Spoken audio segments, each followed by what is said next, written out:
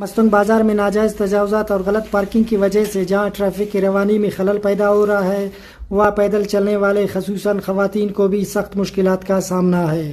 ظاہر ہے کہ ٹریفک اور ناجائز تجاوزات میں بھی آئے دن اضافہ ہوتا جا رہا ہے اور انتظامیہ اور خصوصاً مستنگ انتظامیہ ہے وہ اس صورتحال کا عمیق نظروں سے جائزہ لے۔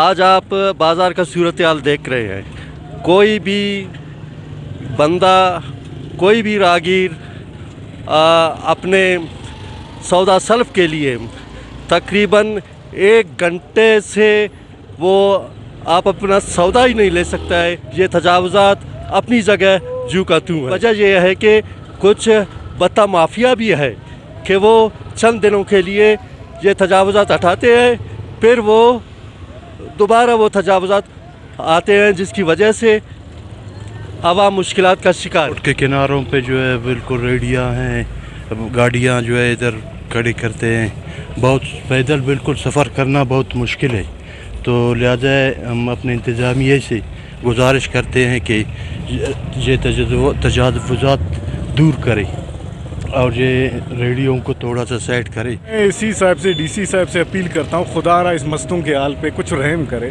ٹھیک ہے نا۔ یہ دیکھیں گاڑیاں، رکشے ہر جگہ کھڑے ہیں، عورتیں، بچے، بزرگ کہاں سے گزریں؟